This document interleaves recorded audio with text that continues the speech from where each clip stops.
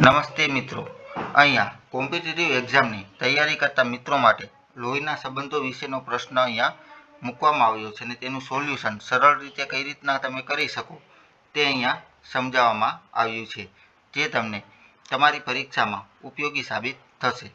તો એ પ્રશ્નનું સોલ્યુશન જોઈએ.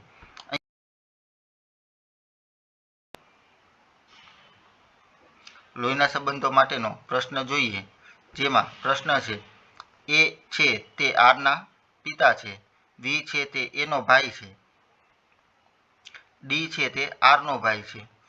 જો આઈ છે તે એના પિતા હોય તો ડી ને વી વચ્ચે શું સંબંધ હોય? તો તેના માટે અહીંયા આપણે વેન આકૃતિ દ્વારા તૈયાર કરેલો છે તે જવાબ જોઈએ. સૌપ્રથમ અહીંયા લીટી આપેલી છે કે એ છે તે આરનો પિતા છે, એટલે અહીંયા આપણે જોઈશું કે એ આરનો પિતા છે. ત્યારબાદ વી છે તે એનો ભાઈ છે, એટલે અહીંયા આપણે જોઈશું કે વી છે એ એનો ભાઈ છે. ત્યારબાદ આપેલું છે કે ડી છે તે આરનો ભાઈ છે.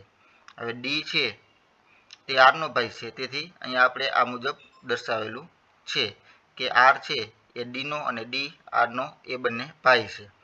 એટલે અહીંયા એ અને વી બંને ભાઈ થયા, આર અને ડી એ પણ બંને ભાઈ છે. હવે આગળ જોઈએ કે અહીંયા કીધું છે કે જો આઈ છે તે એના પિતા હોય. હવે અહીંયા આઈ છે તે એના પિતા છે. ત્યારબાદ પ્રશ્ન પૂછ્યો છે કે તો ડી અને વી વચ્ચે શું સંબંધ હોય? તો ડી અને વી વચ્ચે, એટલે કે એ અને વી બંને ભાઈ છે, એના પુત્રના વી સાથે કયો સંબંધ છે? તો કે એના પુત્રનો વી સાથેનો સંબંધ, એટલે કે એ બંને કાકા ભત્રીજા થશે.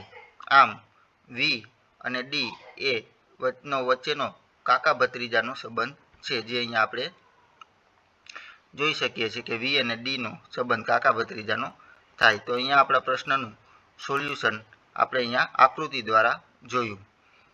અમારી યુટ્યુબ ચેનલ ઇઝી એજ્યુકેશન 4-3 પર આવા કોમ્પિટિટિવ એક્ઝામના પ્રશ્નો જોવા માટે અમારી યુટ્યુબ ચેનલને લાઇક, શેર અને સબસ્ક્રાઈબ કરવાનું ભૂલશો નહીં.